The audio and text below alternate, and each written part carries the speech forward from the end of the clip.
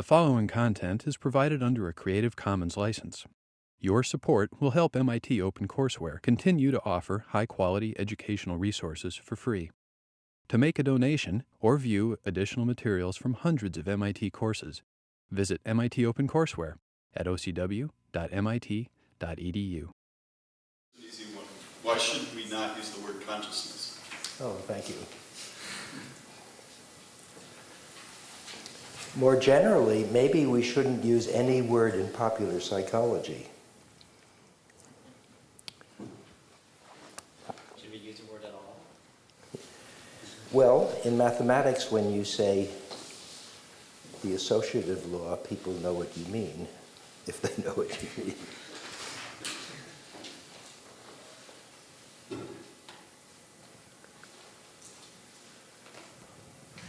But in the emotion machine, I argue that to begin with, almost every word, except perhaps in mathematics, where what's the difference between mathematics and the real world? In mathematics, you make the world, and you define everything in it, just about. So then it's all right to make a definition because things aren't inherently ambiguous. But you can't define a real thing. What's a cat? You can sort of narrow it down by saying it's a thing with such and such a genome, but then the next cat doesn't have exactly that genome, and so forth. And there's a toy cat and a dead cat and all sorts of exceptions to whatever particular definition. Definition is a bunch of words, and it more or less vaguely covers some things and not others. And I think I mentioned an example of where does the Gulf of Mexico stop and the Atlantic Ocean begin.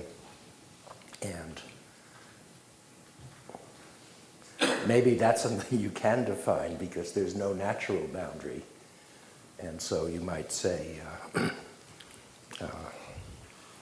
somewhere in the United States Code, there's several laws, probably not, in fact, consistent, which define it. And maybe Cuba has a law which defines the boundary different, and so forth. So I think generally Dustin's question is, can you define anything in psychology? And of course, the emotion machine is complaining that the distinction between words like emotions, feelings, thoughts, and subjective experiences, and all that sort of thing, those are sort of old words. Most of them surely go back. You can find Aristotle discussing somewhere, I suppose, the difference between sensations and feelings. But it seems to me that now that we know that the brain has hundreds of different areas, as they're called, hundreds of different kinds of machinery linked in various ways that we don't understand, it would be a wonderful coincidence if any of the words of common sense psychology actually described anything that's clearly separate from, like rational and emotional. That's a typical dumbbell distinction that people use. And I suppose the worst one, which is only about 40 or 50 years old, is the left brain versus right brain distinction, which is wonderfully popular in the media and in non-technical discussions. But sometimes somebody will talk about front brain and back brain because the front of the brain, or the middle to forward part of the brain, is more involved with motor activities than the stuff in toward the back is more concerned with sensory activities. In fact, there are two language areas, and there's a language area for dealing with hearing speech, and one which is more involved when you're actually talking yourself, and those two are about an inch apart, and they do tend to be in the front for the motor activity and the back for the sensory. And I think it's that lack of ways to unpack the suitcases, overlapping collections of functions that the everyday words point to, that has made psychology very difficult and neurology difficult. Another trouble is that whatever the mind is, it's very complicated, or rather, it's a system with all sorts of very complicated processes.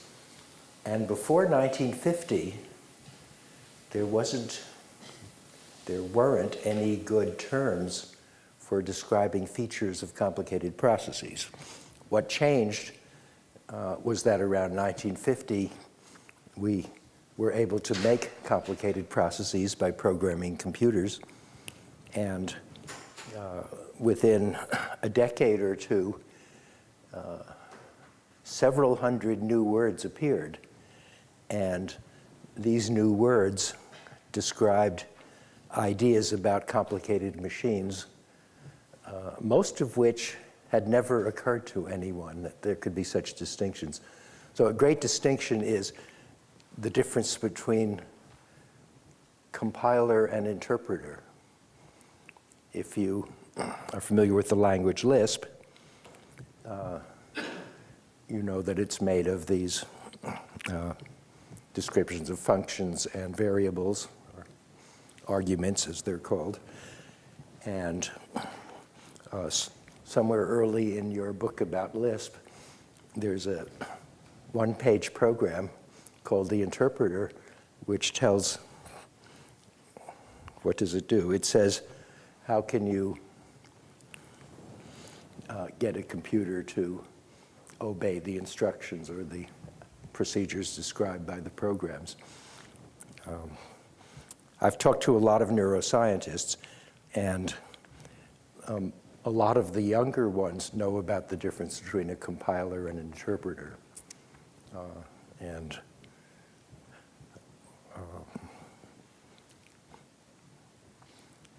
And I suspect that many higher level mental processes involve interpreters. That is, somewhere you've stored some structure that corresponds to a string of symbols or expressions, and then there's another process that can convert that into a sequence of actions. And what's the difference between an expert at something, like someone who's very good at knitting, and somebody who's just been told how to knit? Or a better example, when the first interesting chess playing program was written by Alan Newell and Herbert Simon, it was on a computer that had only about 1,000 words of memory. And so there wasn't room for a chessboard, so they had a 6x6 chessboard. I think they took out the bishops or the knights, not sure which. And then they explained the rules of chess to one of the secretaries, and the program managed to beat her. Yeah. Shortly after, she had to look at the rules every now and then to see what were the legal moves. So she was interpreting, in some sense. Whereas if you had some experience with chess and you look at the knight, I'm sure you each have a different representational experience. When I see it, when I see a knight, I see these 8 squares light up around it, and so it's in a little circle. And when I look at a rook, it's a big pair of coordinates, and when I look at a bishop, it's these diagonals, and that happens without any, in some sense, as you move the bishop around, you see these diagonal lines moving. How many of you have images like that? well, of course, the beginner doesn't, and he or she has to remember these rules and looking up for each move or each move that she's considering. She has to think about that for a while. There was a philosopher named Hubert Dreyfus around in those days, and he didn't believe a computer could ever play chess well. And I have to say that in some sense no computer ever has played chess well, because Deep Blue didn't have any strategic ideas or barely any tactical ideas, and it was in fact very little more than an enormous supercomputer that could try billions of moves and could look ahead 8 or 9 moves or whatever it did, I don't know, and count how many pieces you had left.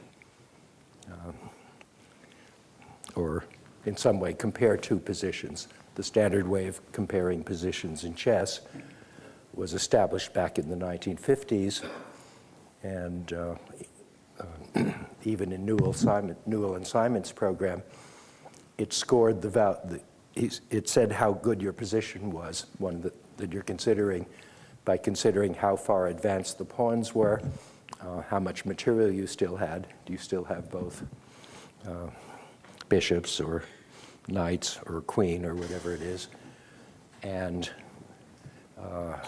do you have center control? Center control is the 4 squares in the middle of the chessboard, and the player who has more pieces that are potentially attacking those 4 squares is considered better. There's one more, I think it's, did I mention the pawn structure? If your pawns are, if one pawn is 2 squares ahead of another, then it's very vulnerable, but if they're in little triangles.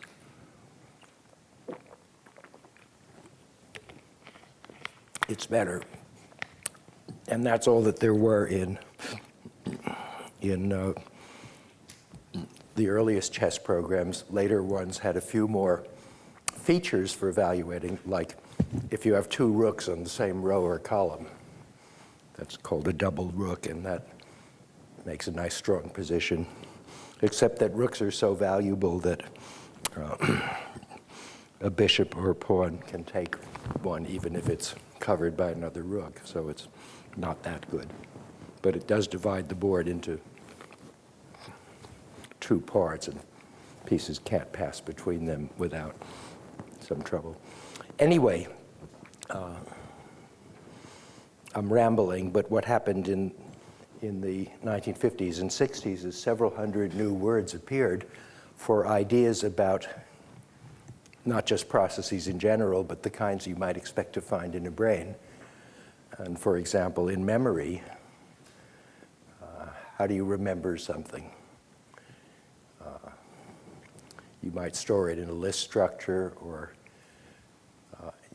and where do you store it? You might, in this kind of machine, which I presume is a G4, it probably has 3 or 4 levels of cache, 2 of which are sort of public, and then inside the central processor, there are things called registers, which keep, how many registers is in a PC these days? Anybody know? In G4, but most of the AMDs have something like 64 or 128. Okay. In the early days of computers, there were 2, and then there were 8 and 16, and then after that, nobody thought about it because people stopped learning machine code, and only the compiler writers knew what was actually going on.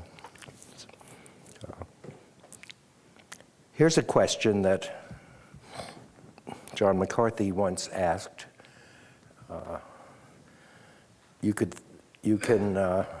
There are lots of theories of how knowledge is represented and how you retrieve it, but he asked, do you know Bill Clinton's phone number? And there I'm not asking you for Bill Clinton's phone number, I'm asking you, do you know it? and presumably you don't, and you can say so immediately. So how do you do that? And in computer science, there is a gadget called hash coding. Who doesn't know about hash coding? Does it have another name? Or do people call it hash coding? Who has heard of hash coding? Okay. I'm just wondering if there's a more highly cultured name for it. Probably is in some textbook. With hash coding, what you do is you take some big bunch of data and compress it by a lossy compression into a small number of bits. And if you do that for every item that you put in memory, like if it's Lincoln Gettysburg Address, you could hash code the whole thing, but that wouldn't be any use. But if you took 7 years ago, which is a couple of hundred bits, and compressed that into, say, a 20-bit word, then when I say 7 years ago, you could say, oh, I've heard that before, because it lit up this 20-bit hash thing. There's a 1 in a million chance when you add a new thing that it will get hashed into the same place, but no human would be disturbed by making mistakes a few times in a million, whereas accounting systems would get very distressed. And in all my talks with neurologists, neuroscientists, I mean, that might be an answer to McCarthy's question. If you knew the number, you would have hash coded some phrase like Bill Clinton's telephone number. And, but I don't think so. I think you would say that's a hard to get to celebrity, and he must be very busy, and he surely doesn't tell anybody his phone number except his lawyer and a few other people. And I've never had any occasion to, in other words, you might be doing a fairly complicated analysis of, if I knew that, how would I have got it? And I can't think of any way. It's hard. The brain doesn't really have a process to enumerate everything I know about Bill Clinton. No, but it might have a hash code system, because that's so economical. I didn't finish my sentence, which is that I never met an older neuroscientist who knew that concept. Whereas all computer-oriented people have known it for some 40 years. So it takes a long time for a simple idea like that to cross the professional boundary. And there are hundreds of such words for, and of course the distinction between interpreted code and compiled code is very important. And I was going to say that an expert is somebody who has compiled the procedures so that he or she or they or it can do it without thinking. And one thing I mentioned a couple of times in the emotion machine is there are other processes which psychiatrists probably do know about, namely sensors and suppressors in some sense. It might be that a large part of an expert person's knowledge is knowing what not to do. And I really haven't seen any discussion of that in the little cognitive psychology that I've read, but an expert is someone who gets things done and doesn't make fatal mistakes. How many times have you jammed a screwdriver into your other palm because you did this? Well, every machinist has a few scars, but not hundreds of them, because after the second such accident, you do some mysterious process which builds a sensor so that you won't even think of pressing hard on a device that you're holding in your other hand. I don't know if you could read that first paragraph, which I just found somewhere. The prefrontal cortex, or known as the frontal lobe, serves a specific function: the active maintenance of patterns of activity that represent goals and the means of achieve them. What was that? Oh.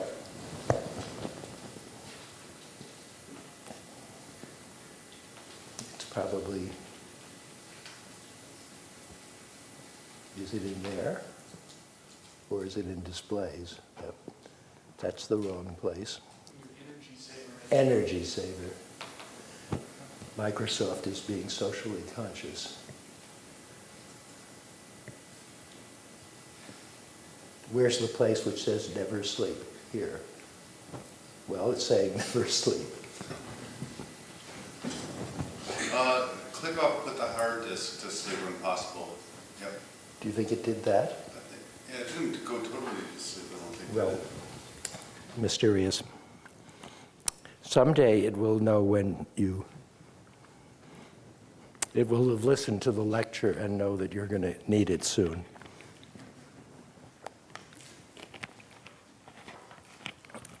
But then there's a strange theory. The maintenance of patterns of activity that represent goals and the means to achieve them. I like that.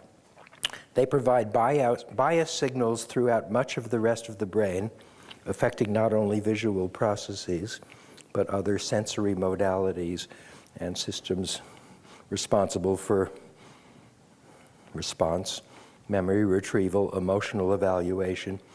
And then he has I used the word nutty in some article by mistake. And here's this nutty.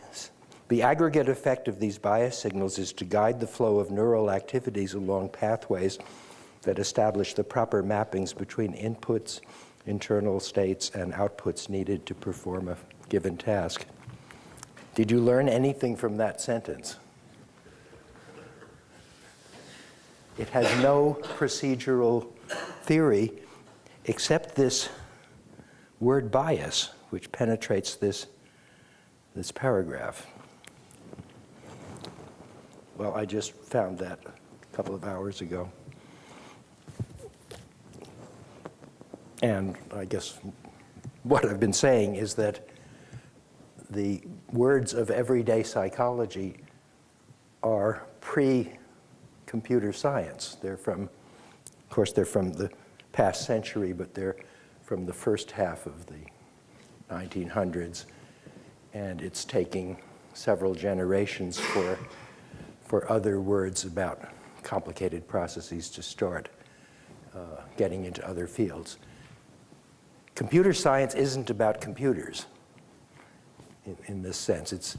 I think it's a fantastically important step in the development of human knowledge and culture, because there was no way to describe very complicated systems before 1950. Mathematics was good for, what's mathematics good for? Pure mathematics is only good for describing systems that are very simple in the sense, I shouldn't say simple, everything's equally complicated in the end, but systems that are described by 3 or 4 or 5 axioms. So the group theory is this wonderful thing described by 5 axioms, and these give the properties of a set of elements and an operation that has an inverse and is associative and so forth. And given that definition of a group, then in a few steps you can talk about, say, a concept that that a group may have a subgroup where you remove a lot of elements and you're still left with a group, and you could consider that as like a divisor of the group, and with a lot of effort you can prove everybody knows that in arithmetic, if you have numbers, any integer is uniquely divisible into primes. Well, arithmetic is more complicated than groups, and in some sense, there's something called normal subgroups, which correspond to a little bit to prime numbers. And there's a beautiful theorem that is pretty hard to prove that if you have a big group, it's uniquely divisible into these subgroups like primes. And then things get very hard after that, and some problems about properties of groups haven't been solved for hundreds of years. Or actually, the idea of an abstract group is just about 200 years old, and there's some problems about them that nobody's been able to solve yet. And so a little piece of mathematics, something described by 5 axioms, can consume lifetimes. It is very complicated. And if you have 100 axioms, then it's hopeless. You can't prove anything. So mathematics, in some sense, is very powerful. But what it is for finding the complexity in things that are caused by very simple causes, and it doesn't get you very far.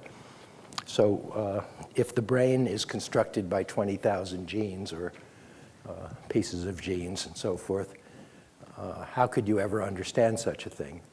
Well, one way is you could say maybe most of them don't matter.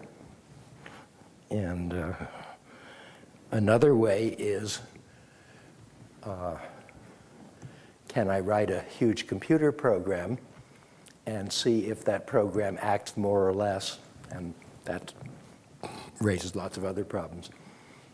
What computer science did bring us was the ability to take a fairly complicated system and simulate it and see what it did. So that was wonderful. But it also gave us these words. And the Dictionary of Computer Science words, I think, probably has a couple of thousand expressions that most of you know many of. And each of these represents an idea about the nature of some procedure or interaction or something like that between descriptions and the things they describe that no one ever had a clear idea of before the middle of the last century. Anyway, nevertheless, we have hundreds or thousands of words about the mind in popular psychology, and one of those words is consciousness. And here's a pretty nice paragraph about no philosopher and hardly any novelist has ever managed to explain human consciousness. That's pretty good. She's putting the novelists just a little bit above the philosophers.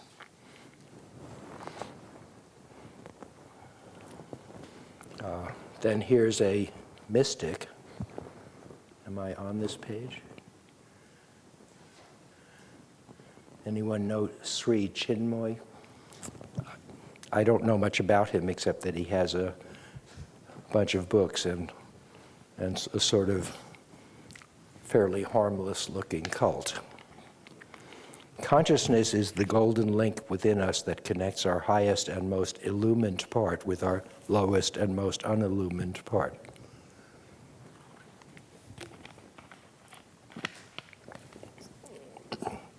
And Professor Fodor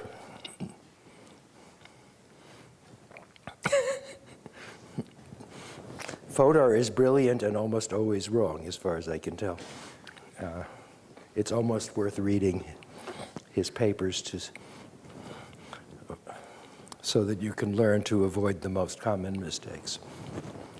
No one has the slightest idea how anything material could be conscious. Nobody even know what it would be like to have the slightest idea about that. What could that mean? So much for that.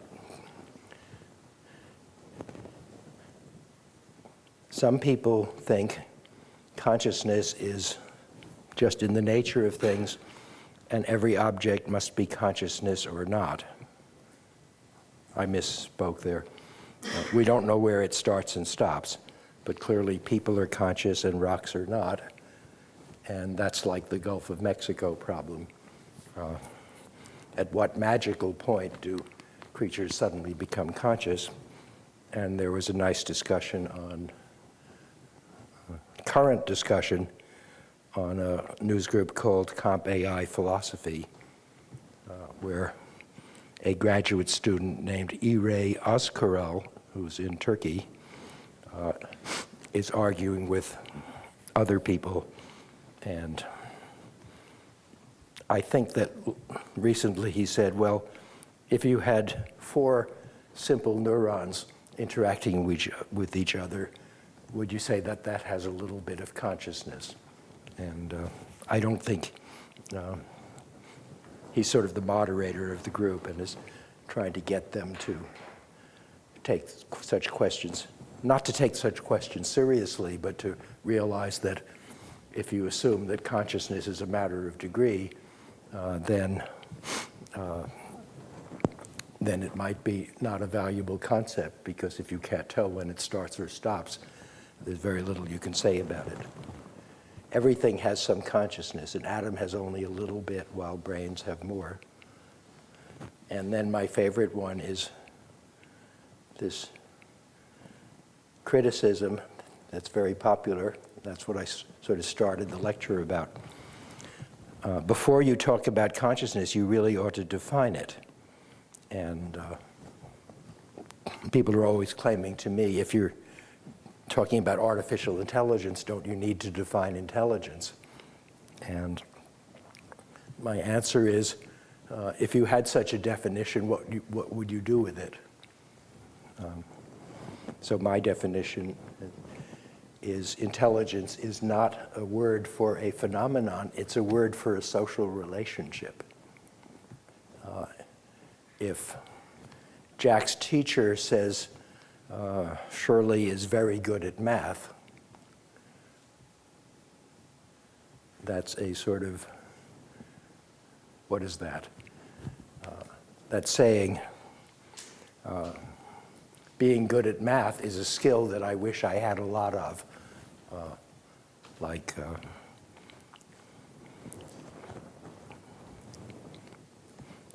some mathematician you admire. But to say someone is intelligent, I think, doesn't say anything very, it's not a thing you can define, because it's not a property, it's a relationship. This person is better at something than that person. This person is generally better at everything than that person. But what would you gain if you could say what it was? Well, you could say he is more resourceful at solving problems, and if you went in that direction, eventually somebody would say, well,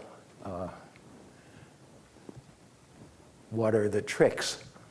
Can you tell me the tricks that this person uses to be better at something than someone else? And then you'd start getting into something useful.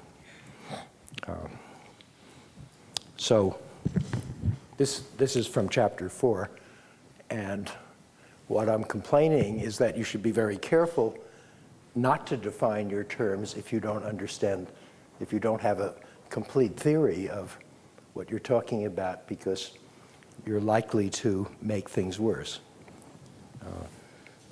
A particular definition of intelligence, if it gives some details, is likely to trap you into doing some particular set of experiments and missing the abilities that someone else has who might be good at other things. So William Calvin, I don't know George Ogerman, but Calvin is a neurologist who's does a lot of high-level thinking and theories of how the brain evolved and some about how it works. And he points out that you use the word for many different things, like mental rehearsal, focusing attention, imagery, decision-making, voluntary actions, he goes on, and that's a long list. And the philosopher, if that's a good word to use, who I like, to me there are two very good philosophers. I don't know all the other ones, and there are probably some other good ones. Aaron Sloman at the University of Birmingham is full of ideas about such things. And if you really get interested in this subject of making theories of mind, then what should you do? It's no use reading a textbook on AI, because textbooks, the existing textbooks are extremely conservative, except maybe for Pat Winston's. And how do you sell a textbook? You have to have chapters that explain subjects that you can give homework in. Now, if a subject is not really very well developed, and I think it's fair to say that artificial intelligence isn't, it's really very hard to think of things that make good homework questions. But these textbooks manage to confine themselves to topics that are very narrow, like elements of probability theory or elements of elementary predicate logic or statistics or whatever. And whereas Aaron Sloman, if you just Google for Aaron Sloman, and you'll find this page which has dozens of big, profound essays and hundreds of little correspondences and messages on groups and so forth. And that's a great gold mine of somebody who's thought about these things for many years and has filtered out. He's very critical as well as constructive and pretty unique. He never writes popular things, so the other philosopher, if that's a good word, is Daniel Dennett, who writes a lot, and he's not as concise or technical, but he's the other person who's always full of new ideas about old problems and very constructive. But if you want to learn things, maybe Sloman is the best person to read.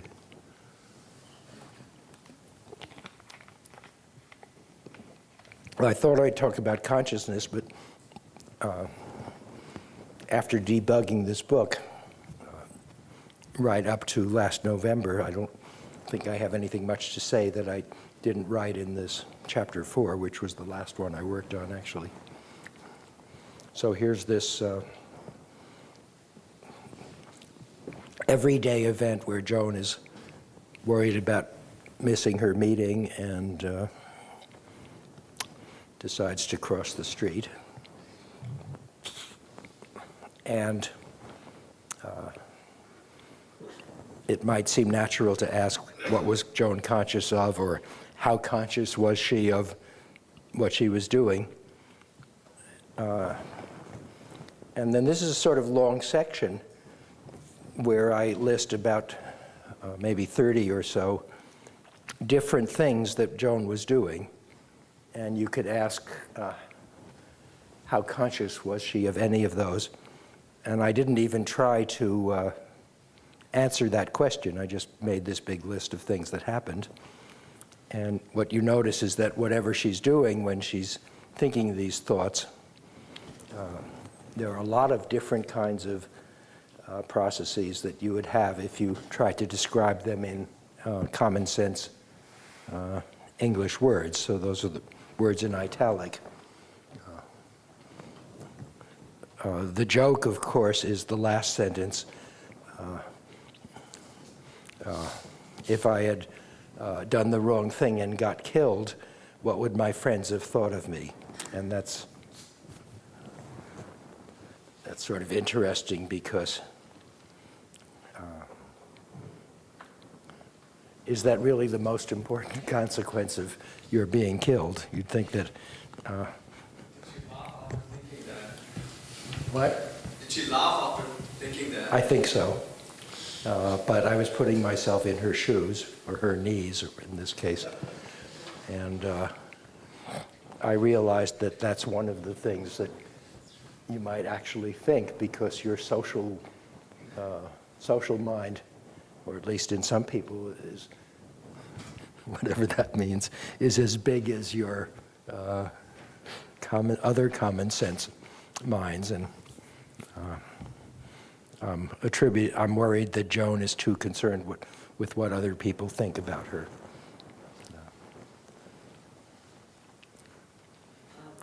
Is there a book by Richard Feynman called What Do You Care What Other People Think? Is that the whole actual title? Yes. You shouldn't care what other people think except when you say it. Yeah. Well, I was reading this section, and one of the things I was curious about was examining what we would consider to be going on in Joan's mind as she was crossing the street. For example, at the top level, I would conjecture she was possibly thinking, I am late. I want to do something. I want to make myself as least late as possible. Right, and she may have compressed that into, I have to hurry. But. Right, and then that sort of makes, I kind of want to examine that, that perspective, because when I looked at it, it seemed to make sense to me as to why she did the things she did, because her priorities were about not being late, and that could percolate down to multiple levels of her consciousness. Well, I think you're asking a profound question, which is, how many of what does it mean to say that these were on her mind, or could they be retrieved in one step? And we can't tell.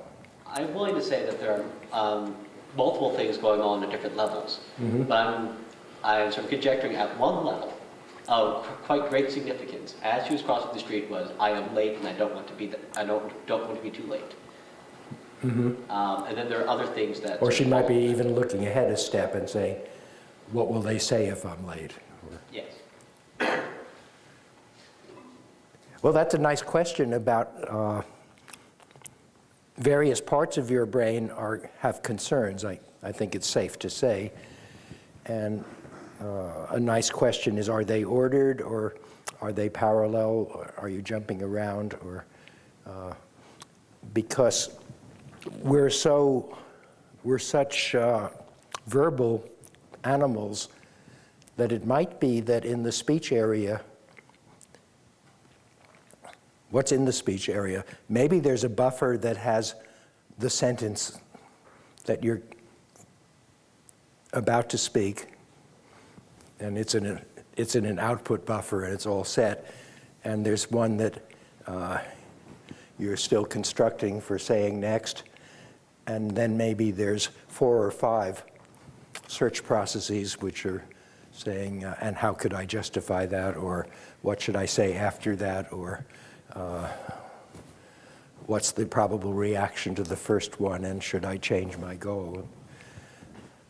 I have never seen good theories of this, but I bet that in literary, I think I mentioned that the other day, in literary criticism there are writers, and in poetry magazines, a few other places.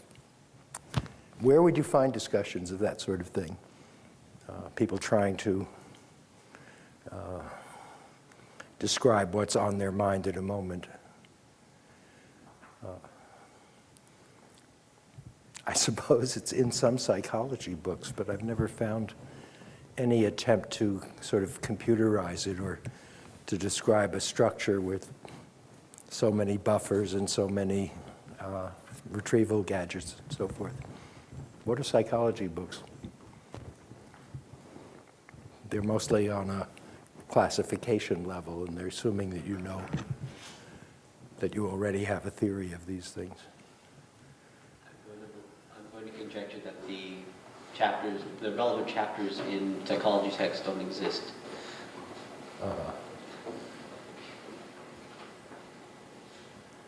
But I was curious to see sort of an examination of what was going on in the state of Joan's mind as she was crossing the street. as rigorously as it's done here. And then what's going on in Joan's mind after she crossed the street and had these thoughts, what my friends have thought of me, You're right. and then what the transitions were. Right. So I said she later. Actually, I have one of these, but it's too hard to aim from here. She might be reflecting on them while she's still, I just put that in gratuitously. She might be thinking about getting killed while she's running across. So I was just focusing on how funny it was that the social concern was. It's like wondering what coffin you'll be buried in.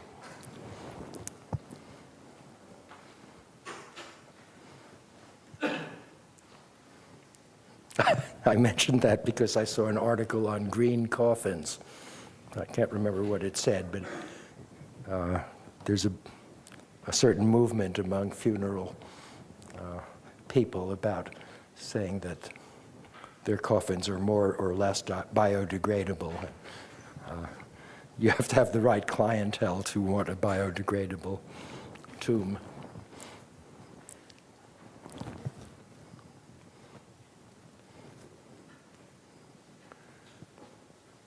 Well, you've seen this huge list, and this is really descriptions of about 30 things that she might be concerned with, and we need to have a good model of human thinking. We need some way of, do we need 30 different kinds of mechanisms, or is this big collection of italicized words like learning, recollecting, expression, narration? Those are all ordinary words, and one image of how this field will eventually be successful is that those get replaced by 30 technical words which actually you can look up in some encyclopedia of computer science and will say compiler, a mechanism for converting a high-level description into machine language code or whatever it is.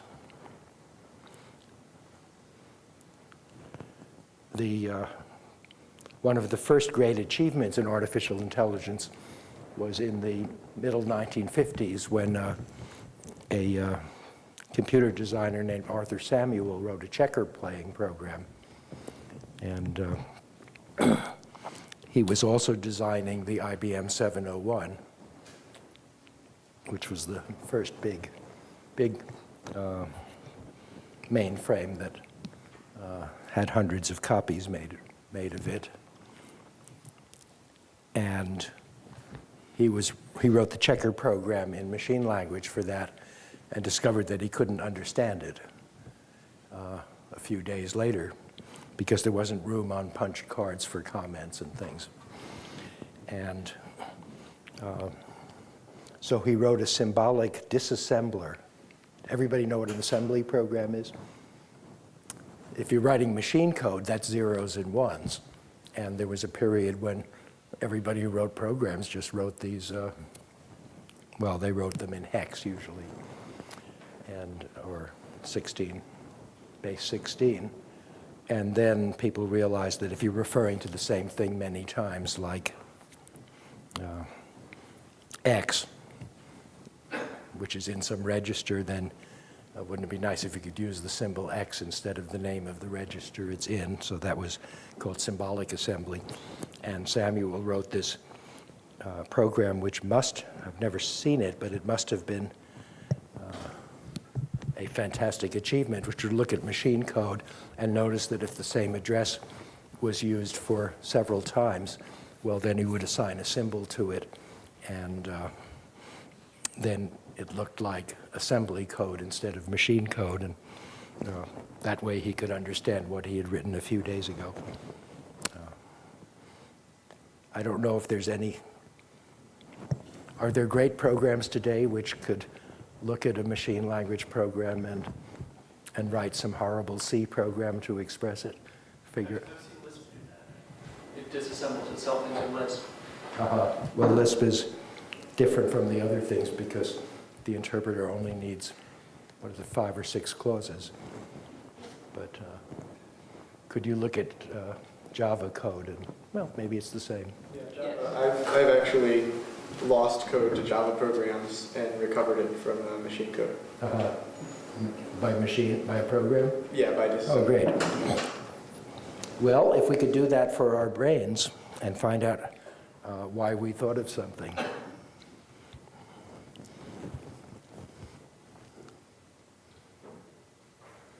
So much for that. I guess I shouldn't go over this, but one idea is, one aspect, the reason this is in the consciousness chapter is people talk about self-awareness as being a feature of consciousness, and the question, in what sense is a person self-aware? They're clearly not aware of how their spinal cord decided to send signals to wiggle the little finger on your left hand, except that now I'm aware, I can think of, in fact, I don't know how it's done, and I'm imagining a almost certainly wrong theory of what are the steps between saying I'm going to wiggle my finger and doing it. So generally, I don't think we're self-aware in a genuine sense, hardly at all. What happens is when you, quote, experience something, what you're doing is making up a baby theory of how it worked, and that's your sense of insight is, I've just thought of a really pretty simple model of what I did, but I think it's very unlikely that anything like the language part of your brain has much idea of what happened in the,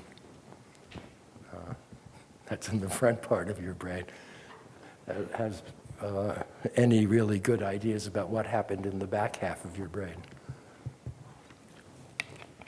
So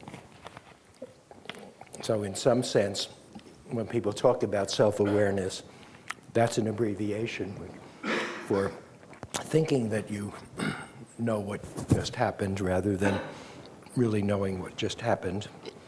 And that leads to ideas about maybe there are several layers of the brain, each of which gets inputs from the layer below it, so that your highest level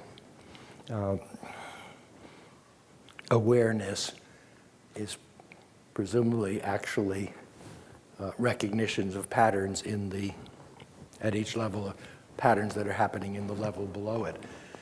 There's a funny phenomenon in vision called seeing through, that if you look at a picture or if you look at a visual scene, I see this hexagonal grid of little circles in those panels. So I have a nice abstract theory that there are these sort of rectangles that are 2.5 times as high as they are wide, and each one is full of rows of about 30 circles, and those are arranged in a hexagonal pattern.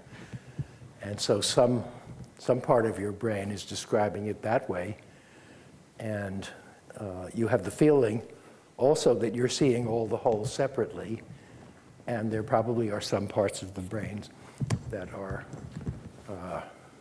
noticing the roundness of the third hole to the left in the 15th row, or maybe not.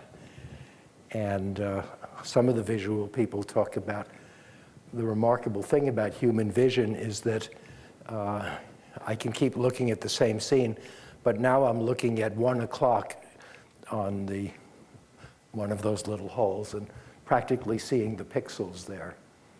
So how is it that you can see this high-level pattern, namely that's a textured wall, and another level which is it's made of rectangles full of holes, and another level where I can see the 2 o'clock position in some particular hole.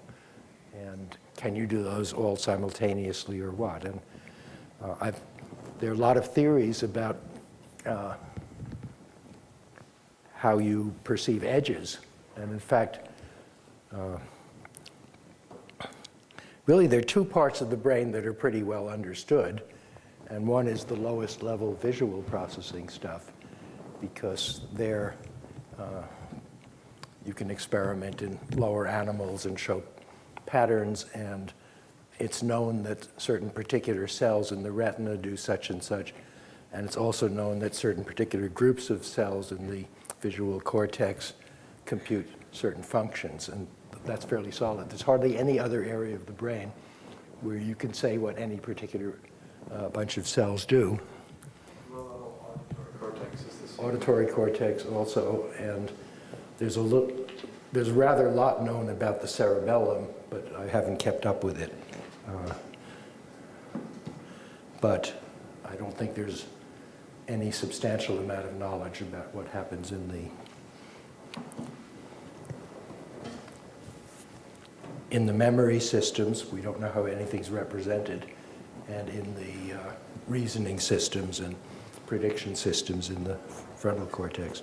So the sensory systems are nice because you can put a cat in a vise and have sensory inputs and see what happens. It's much harder to get the cat to move its little finger and see how it decided to do that. If you put a signal into the motor cortex, you can find a place that makes that muscle move. I'm not sure you can, but certainly in the spinal cord you can. So that leads to the idea of mental critics and things like that, which I really didn't develop till a couple of chapters later.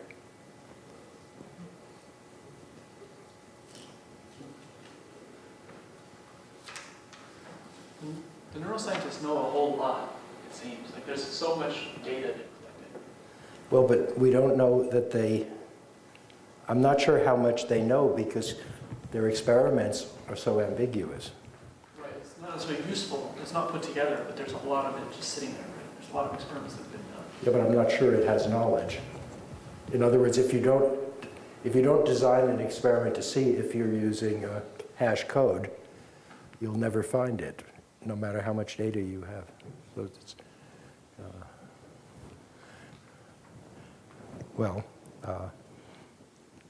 in fact, there are people who are talking about making a big data bank of all that stuff, getting all the neurologists to give all their data. And it's an open question of whether someone will discover something from it.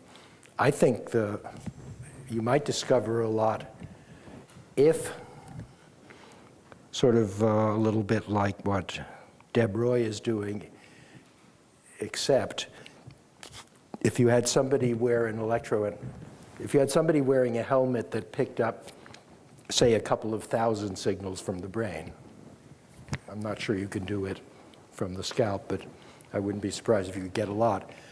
And then you have a person walk around for a year and record everything that the person sees and everything that they hear. Then maybe you could use something like the Deep Blue computer or the Blue Gene computer or whatever to look for correlations that say, is there some complicated brain pattern that occurred most of the times when the person said, I need coffee, or whatever. Find some event that happens a few hundred times in the year and see if you can track that down. So I think a database like that might be good. But paradoxically, I think having a database of all the neurological experiences would tell you about, would only confirm or disconfirm low-level theories.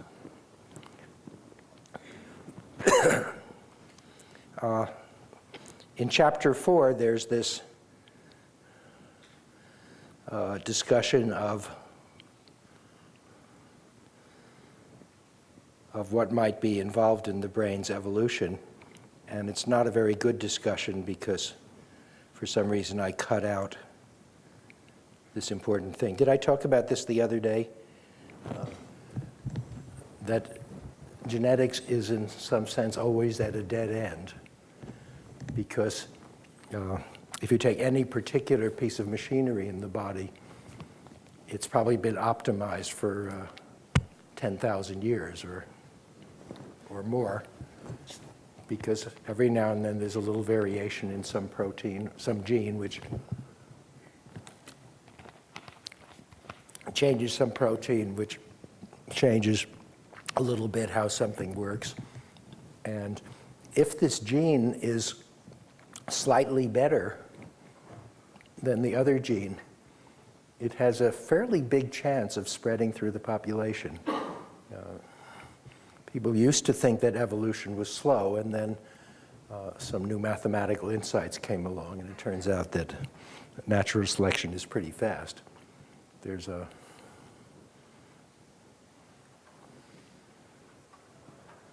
I think I mentioned Dawkins' experience somewhere in the book when he wrote this. He wrote an evolutionary program which made little animals on your screen. And actually, these animals don't function. They're just graphics. But what the machine does, what the program does, is it makes more or less random variations of the description of a line drawing. So it's like it draws them like, sort of like logo programs. Draw a line this long, turn here, branch another one from it, and so forth. And so when you turn it on, it puts up about 20 lines which are sort of connected but don't make any sense. And the idea was that it starts with one pattern, you press this button, and it makes 25 variations of it. The original's in the middle. That was because that's what he could do on the computer screens in the 1980s. 90s, I guess. And then you pick the one you like best of the 25. And here's what happens. Suppose there's this mess of sort of little tree that looks random, and you say, I'm thinking of a frog, or I'm thinking of a spider, or I'm thinking of a chair.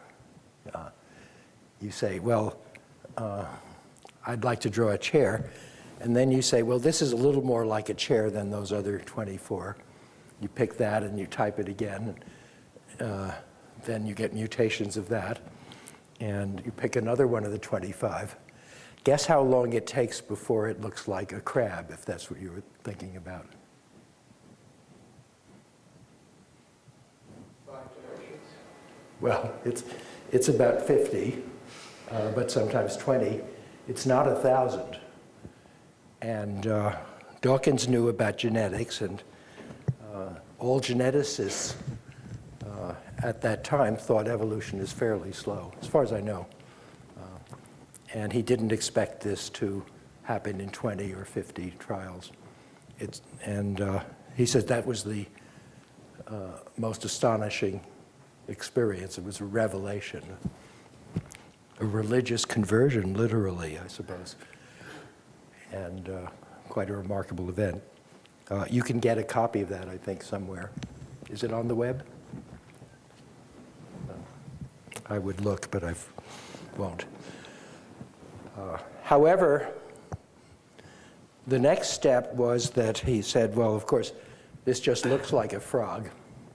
I want one that can jump like a frog. And so he was, for years, he thought about making the program such that the creatures actually did anything, and he never got around to it. And finally, some other people did, so he didn't have to. What's Patty May's husband's name? Damn. What? Hans? No. Hans. I'll remember before the end of this. He made sort of little animals, and he selected the ones that could win races. they would move at random, and after a while, some of them, they had to cross a finish line. Then they would mutate their structure and add parts and crawl along.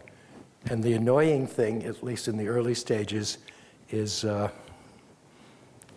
in his early experiments, the thing that won was one that kept growing taller and taller until it fell over and its nose was across the finish line.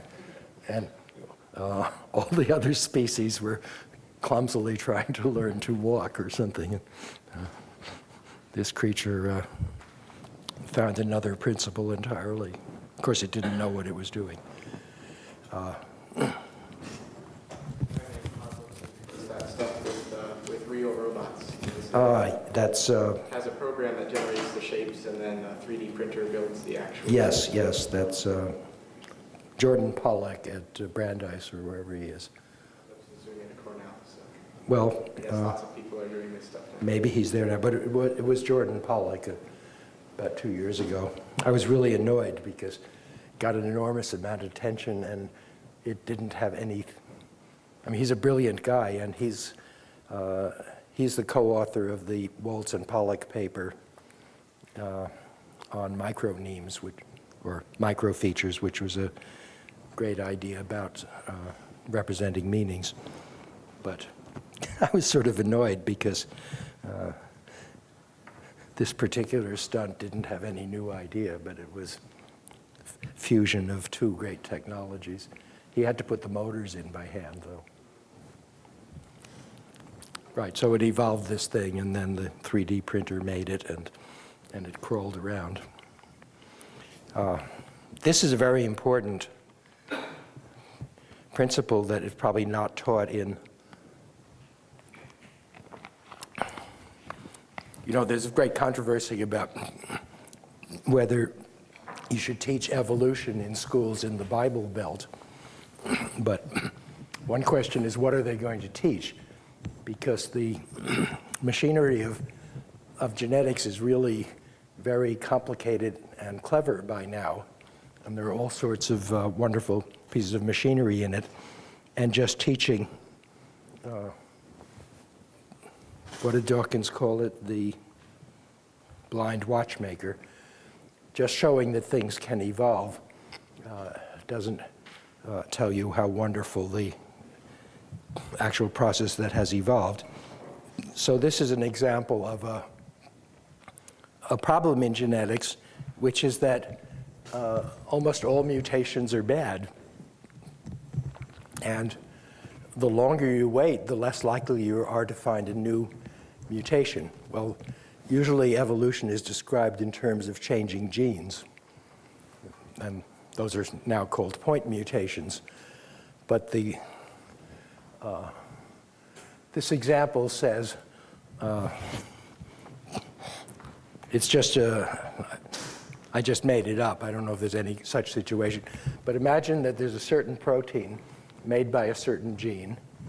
And you know, if a gene can make a protein, then every cell has all the genes, pretty much.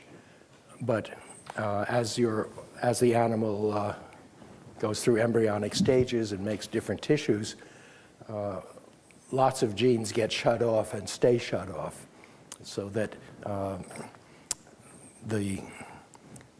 cell in your liver might express 5,000 genes, and a cell in your brain might express 5,000 genes, and they might not have, well, some of them will be in common, namely the basic ones that control respiration and keeping the cell alive. So, and those will be the same as in lettuce. Most of your genes are the same, virtually identical to the ones in the average vegetable, but in each particular cell line, there's some particular ones that get expressed. So suppose there's some that a protein that's involved in making your heart, controlling the shape of your heart valve, your mitral valve, say, then over the last 40 or 50 million years, ever since mammals had the kind of four-chambered hearts that they do, this valve has been tuned up and it's been optimized. And probably the slightest change in that protein will make your heart slightly less efficient, and you'll be less likely to survive in as many environments. And the very same protein might be involved in some connective molecules that hold some neuron in place or anchor it to another kind of cell in the brain so that it can get nutrients from there or whatever. But you see the point. You might be using the same protein for two different purposes, and what's happened is now imagine a spectrum of variations of that gene. For the heart, it might look like this, and for the brain, it might look like this. So there is a mutated version of that protein that would make your heart better, but this one, but it would be fairly bad for your cognitive processes.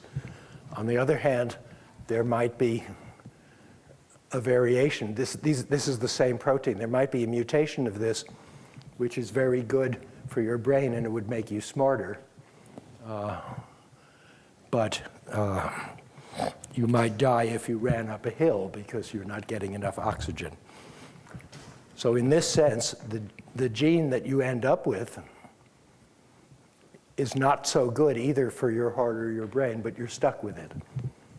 And any gene that's used for two purposes, you're probably stuck with it because it's optimized. Of course, I don't know how, I'm just adding these graphs, but what does that mean? But you get the idea. So although your genes are almost all optimized, if any of them are used for two purposes, they're far from optimal. Well, there's another process that's very common in reproduction, which is that when a chromosome is being copied, because when a cell divides, it makes has to make a copy of all the genes, but it's copied serially by this little copying machine. And every now and then, the thing gets tangled up, crosses itself, and the poor, what's it called? I forget the name of the gadget that does this. Is it a ribosome? No. We're talking. Well, I'm talking about the. Transcriptase? Yeah, it's the transcriptase, and it's attached to something. So if the chromosome crossed itself, incidentally, there's a whole separate piece of machinery. When a chromosome crosses itself, there's another enzyme that says, oh, it's crossed and this one is under tension. It actually cuts the other side and pulls it through, and these are called topases. And we're full of these. These take the knots out of chromosomes. Who would have thunk? So what happens is that it goes around the loop twice, once in a trillion times. And you get two copies of the same sequence of genes. Now, if this happens to one of the chromosomes, then it might actually kill the offspring because now the two chromosomes can't match up. But it may not, and even when that cell reproduces, it might make two copies of that one or something like that. So now you get an animal that has an extra copy of a whole block of genes. And in some cases, this is actually beneficial because although it was making this protein already, it may have moved to a newer environment where having two copies of the new protein is better than one. And that's something that wouldn't have been optimized. Okay, so now you have two different places that are making these genes, and you're still stuck on this local optimum, But then a single mutation in one or the other of those could cause it to be expressed in different cells, because somewhere on the chromosome there's something which determines conditions under which it will actually make the protein. So now you have two factories, and if you could get this one to be activated in the heart and this one to be activated in the brain, then you would have a really superior or noticeably more efficient animal, and it would take off. So it's things like that, duplication and giving you a diversity of cell types that's probably, at any particular point in evolution, this is probably much more important than gene mutations. Now, I bet that whatever they do teach in the high schools where it's taught, they just go back to whether 2 recessive genes will give you blue eyes and things like that, and don't talk about details of the evolutionary process. And there are dozens of mechanisms like this that have evolved since the first plants and animals. So that, for example, in your spinal cord, you have different sets of genes for every vertebra. And that's why you can have some sending nerves to the arms and some sending nerves to the legs and so forth. So that's a fairly big deal. And, well, what's the point? The point is that if you ask, how did people get so smart as compared to squirrels or even chimpanzees? It would be nice to have a catalog of because the human genome is not very different from the gorilla or the chimpanzee or the orangutan or baboon. It's just a few million years. So what happened? Who has it? Anybody have some theories of what made us so smart in just 5 million years?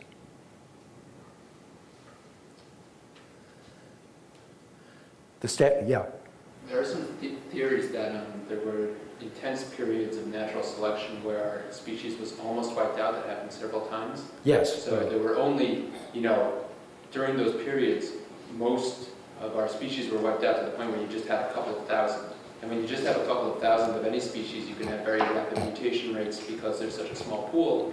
And then once they survive that, they can spread out, then it slows down again. Yeah. Theories are that it happened 5 or 6 times, maybe even, and that's what helped increase our intelligence.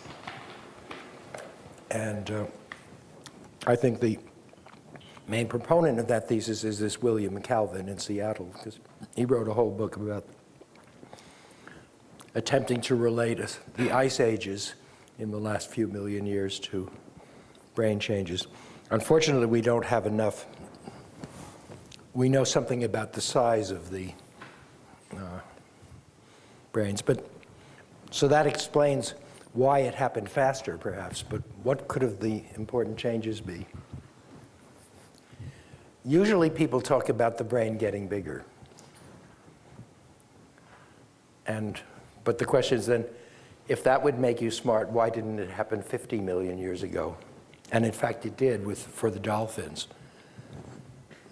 There are enough fossil dolphins around that show us that, I believe it's about 50 million years ago, their brains rather rapidly got bigger until they're as big as now, and then they stopped getting bigger. And no one knows why. Yeah. Could it be that there was a technological change in the sense of maybe, I don't know, some kind of agriculture was invented that allowed a stable environment to come into play, and so that people could have a more stable existence? Would that? Certainly could. To do agriculture, you have to be able to think ahead for months. And maybe we always maybe other animals get by just thinking of the next meal. But I'm not sure whether the cart would come before or after the horse there. Here's one idea. I bet that up till recently, having a bigger brain would have let you remember more. But if you just made the brain larger and made more, it's like buying a terabyte for this Mac. Then I could keep all my movies. But if you didn't have a good way to retrieve what you want, then having more memory would actually be bad, wouldn't it? Because you'd slow you down and you'd get more wrong things. So one conjecture is that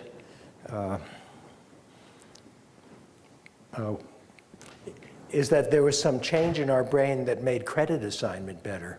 I forget what chapter I have credit assignment in. It's somewhere. And it suggests that the important thing in learning is it's no use to remember something unless you connect it to something like a critic, which says, in this situation, this memory might provide a useful analogy to solve this problem. So my bet is that, well, that's one hypothesis. There was a mysterious improvement in credit assignment, namely, which features of which experiences to remember, that suddenly made it okay to have a larger brain, because it didn't matter now if you put twice as much junk in it, provided that you were better at filtering out and picking out what you need. So a good homework problem is, because presumably all animals, potentially with a very small change, could have a brain twice as big. However, if this didn't make them twice as smart, they would be quickly wiped out. Because as you know, our brain takes 20 or 25 watts to just keep going. And a person, the whole body takes about 100 watts. So the brain is feeding the brain is very expensive, and you can't turn it off very well. I'm not sure that the sleeping brain uses any less energy than the waking brain. Anybody know? Anyway, so a good thing is, can you think of a few other higher level cognitive features that might have sparked this rapid evolution? And yes, the other thing is reducing you to a small population makes selection more intense. But when this happens to most species, they die out. So if the human population actually got down to a few thousand 6 times in those glacial periods, it's remarkable that anyone's left. But are there any other primates that draw pictures or any kind of symbols? Or? There's some elephant that does paintings that they sell, but was it say abstract? Like it's yes, I don't think anybody's claimed that it's portraying anything. So I guess we've always heard that like two heads are better than one. And looking at pictures and writing over centuries, I can imagine there's a problem, a pitfall that someone might go through, and then someone gives you advice, oh, you probably shouldn't do that. Like, it's probably a bad idea to stick a fork in that socket. And like other really good advice over generations kind of explains why we're quote unquote smarter, because we're just taking advantage of like what everyone else figured out earlier. But then like the original thing that made us paint or like draw symbols. Actually, that's a good point. It might be that once people had just the least bit of communication, they'd only say things that are important. And so, in other words, you could solve the credit assignment problem not by having something in your brain that does it well, but just the fact that somebody says, by the way, there's a raptor around the corner. Or raptors hide in that particular kind of bush. Once you have communication, I hadn't thought of that, then it might be worth having a bigger brain, because in the social thing, people will only tell you about really important bad things. Yeah. On a tangent to that, if there was only a few thousand individuals left, or a small number of people left, wouldn't it make more sense to kind of band together?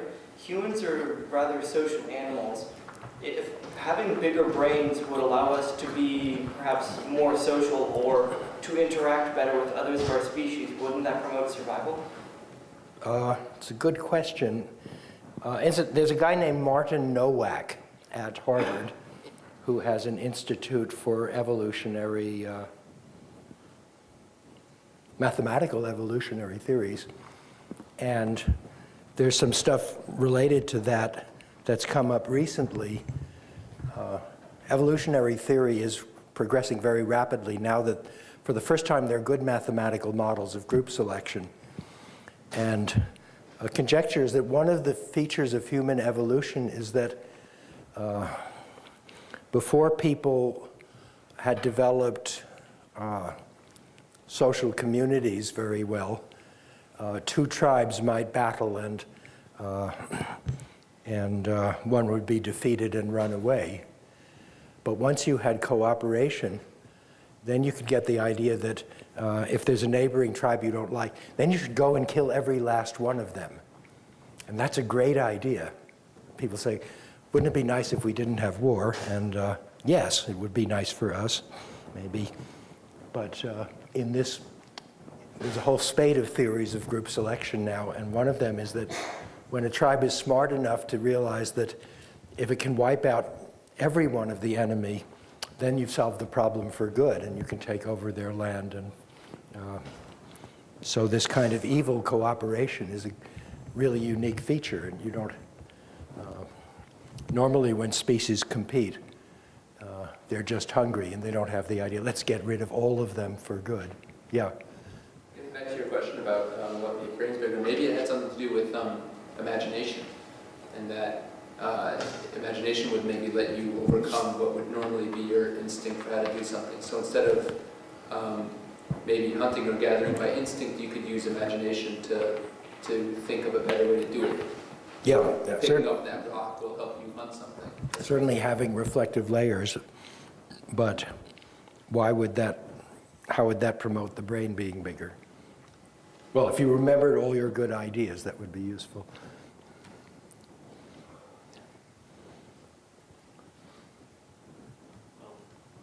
A thought that sort of occurred to me when we went from the communication idea to the banding idea was that, what about both? If you consider the fact that you have, yes, you have small populations of humans that will survive better if they cooperate and sort of live together in bands. And would not little bands or bands of people work better if they could communicate? Or if they specialize and cooperate so that somebody's good at knitting sweaters, and you make them do nothing but knit sweaters. So I'm sort of inclined to believe that the evolution of both ideas can progress together rapidly. Mm-hmm. Another thing that comes to mind is that if humanity dwindles down to 1,000 people 6 times, the people that are left are probably the smartest ones.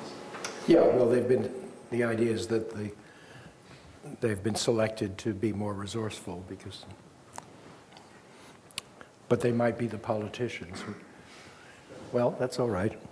One of the only other species that, I guess the only other species that has ever actually drawn pictures is our closest ancestor, the Neanderthal. I think they're off by like 1 chromosome, or maybe half. Yeah, there are Neanderthal pictures, aren't there? Yeah, lots of paintings. So they argue that they were, I guess, had the same capabilities intellectually as a human being, but they were more peaceful and passive, and maybe the equivalent of prehistoric hippies. Well, the latest theory is that we're descended from a cross between Neanderthals and Homo erectus, but there aren't enough, there aren't any fossils with genes in them yet for that. Do you remember that thing about the dinosaurs having soft tissue in their bones about 3 years ago? So, there was an expedition that found a big thigh bone, and it had some soft tissue in a femur, big bone, and there was a lot of stuff in the press about this is terribly exciting because we might be able to find DNA in this 50-million-year-old dinosaur. It was in all the papers. Anyway, they didn't find any. It was Jack Horner's project at the University of Wyoming. And there was some jelly-like stuff, but it wasn't the right stuff. Anyway, if we could find some Cro-Magnon and Neanderthal and other DNA, then we could see how many genes we have from each of them, and that would be very exciting. And the opposite would be exciting. We could make, if we could push the ethicists aside, then we could make some Neanderthals and see how they do. How useful would that be, though? Because we have like 99.9% the same genome as chimpanzees. Yes, but the 360 genes must be very important. I mean, we have 80% in common with lettuce. So it's the different ones, and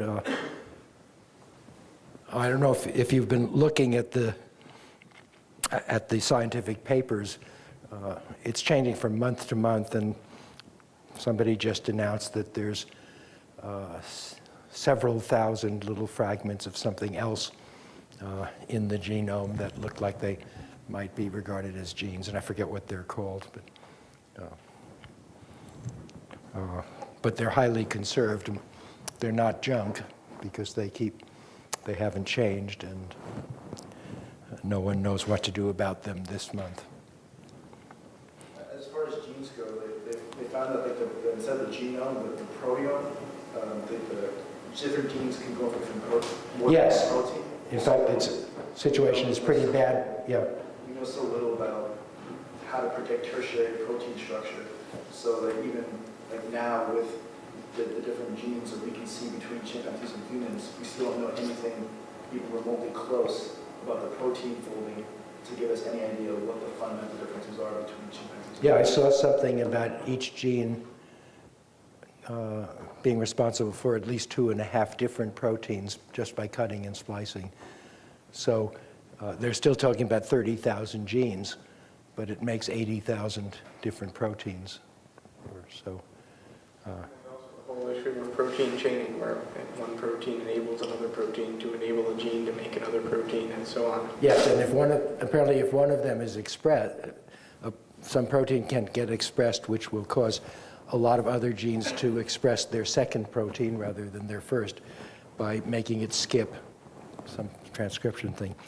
So there's a big mess, and at some point in evolution, the appearance of editing genes must have appeared, where instead of making a whole new gene, you can make a small protein that snips out a little piece of an existing gene. And, so there's more information per bit than they thought before, but it's still only a gigabyte. Anyway, I'm curious about whether, with this great controversy, whether you should teach evolution or not. I wonder if any high school courses, because this hasn't reached the college level, but I wonder if anybody taught.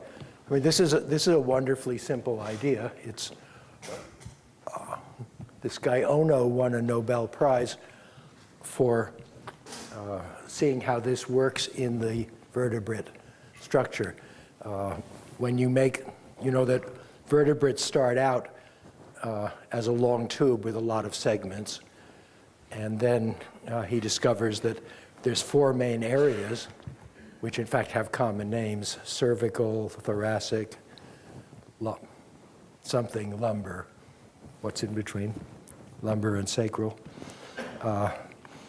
And those are activated in blocks, and then each of those have 3 or 4 sub-blocks, and each of those have specific effects for for different segments of the spine.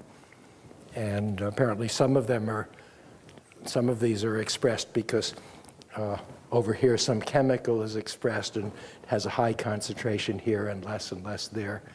And that affects, so there's some analog stuff there too. So that affects which genes get transcribed somehow. But it seems to me that if you're going to teach evolution at all, you don't want to just say we're descended from chimpanzees, but you want to say, incidentally, there's a really interesting thing, and people are discovering, I don't know why I mentioned that, but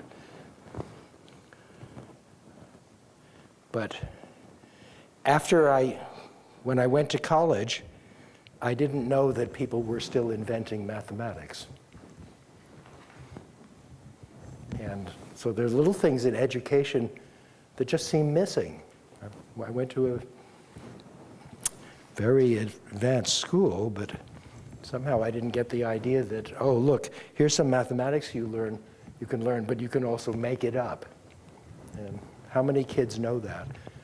Or do they think there's just high school algebra and calculus and it's just all done? And something funny about education. How many of you knew that people were still making mathematics in school?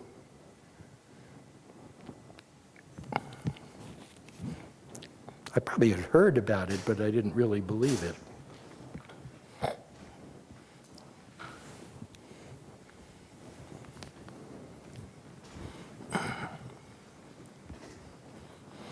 How many of you have made up some mathematics lately? It kind of makes sense when you think about Thomas Kuhn's book, The Structure of Scientific Revolutions, and the idea of paradigm shifts. Yes. It's that each new paradigm shift of knowledge, like let's say there's a paradigm shift in mathematics or physics, that entrenched itself as if it was the thing that always existed, and then tries to reproduce itself like any other higher level organism. Mm-hmm. So the reason, like the entire sum of all the paradigms in education were just meant to sort of reproduce that, and then someone will come along and say, no, that's not how to do it, and you'll be like, no, you're wrong. Mm-hmm. And they prove that person right, and they become the new paradigm, and they entrench that as if that was the thing that was always the... Yeah, there certainly is a lot of rigidity about arithmetic and geometry and algebra, and there are just so many other parts of math.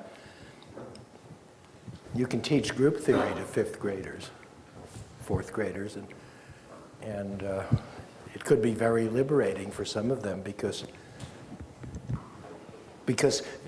you don't have to know anything to do group theory. Geometry, you have to understand the world, and I don't know what I'm saying, but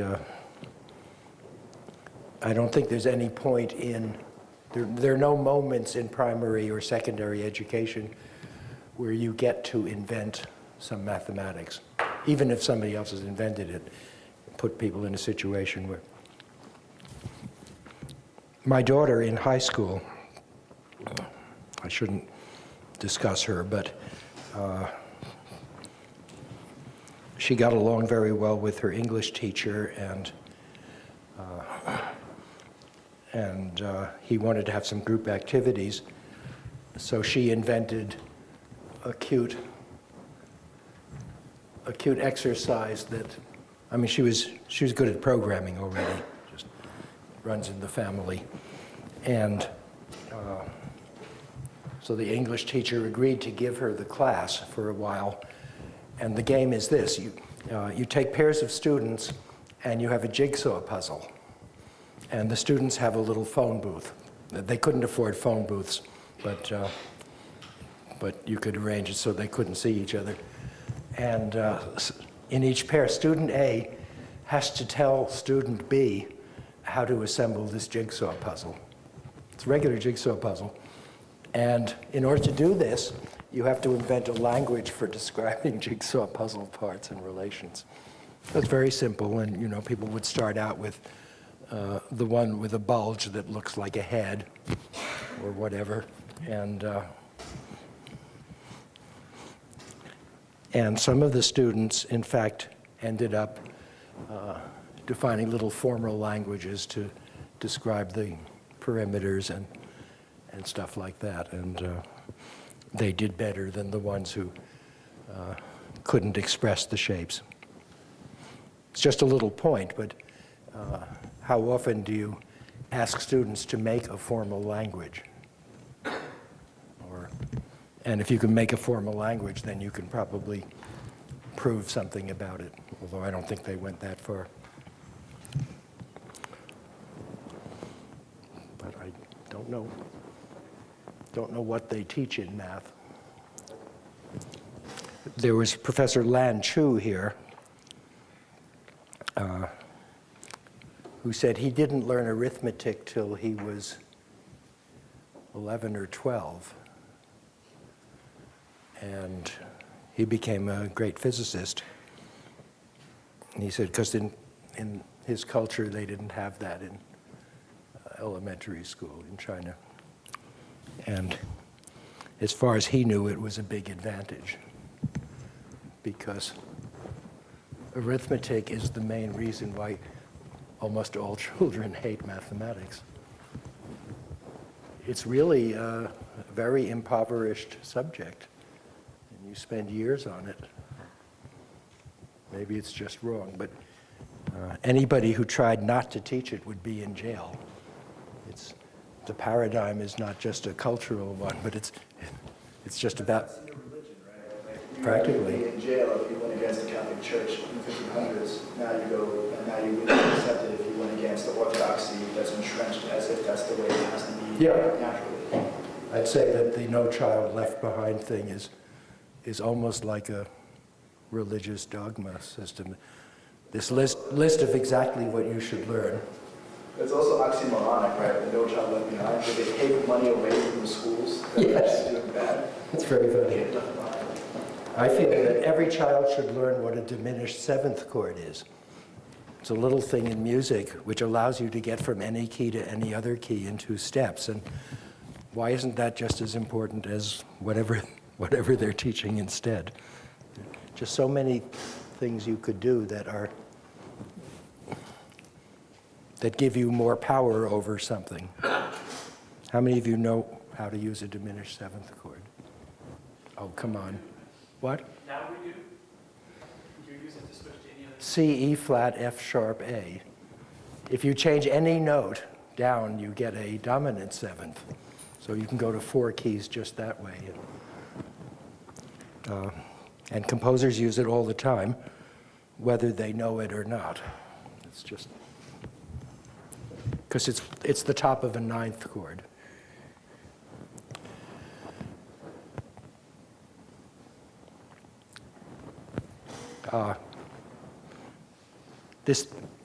What time is it? This thing in the middle of chapter 4, is that clock right? I was wondering how I could have said so much in an hour. Okay. But I love this quotation by Patrick Hayes about when people talk about consciousness, they assume that it's such a great thing. And you'll find that in chapter 4. Why be in the engine room if we could be on the bridge, he concludes. It's a lovely, lovely paragraph. And then I have a similar paragraph that I wrote for consider how you can drive a car without knowing how the engine works. And when you come to think of it, we drive our bodies and minds in the same way. And the image is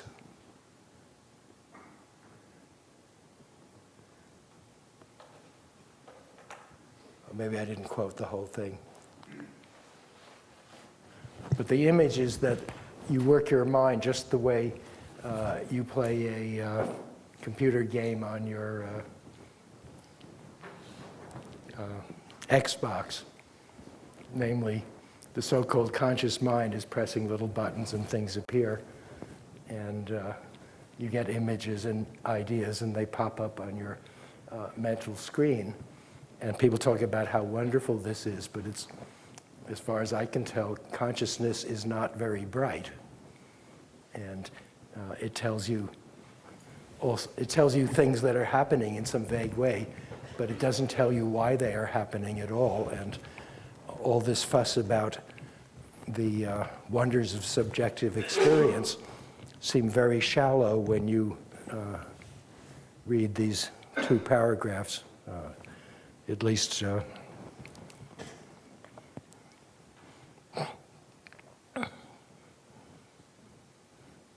certainly the one by Patrick Hayes, because he goes on to say, in fact, imagine if you did have to understand how your mind worked at every moment, then you'd never get around to doing anything. If you really had any self-insight, you'd be so slow that... I wrote the one about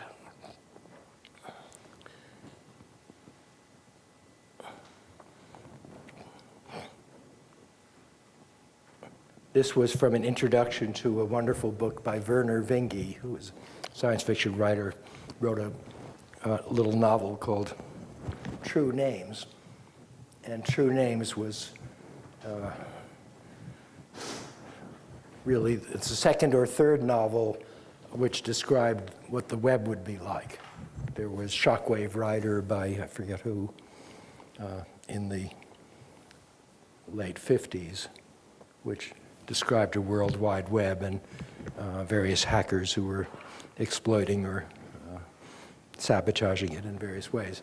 Vernor Vinge describes this worldwide game that everybody's playing. The thing is called True Name because the people get very wrapped up in this, second world, and millions of people on the planet are completely occupied with being successful at this game, which goes everywhere.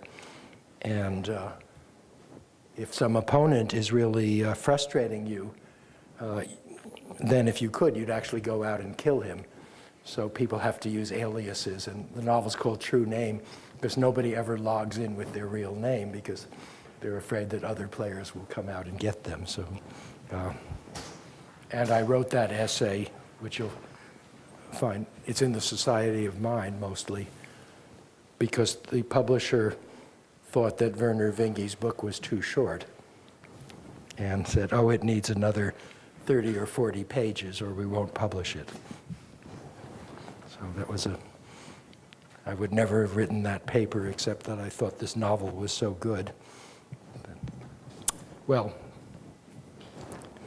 I guess it's late.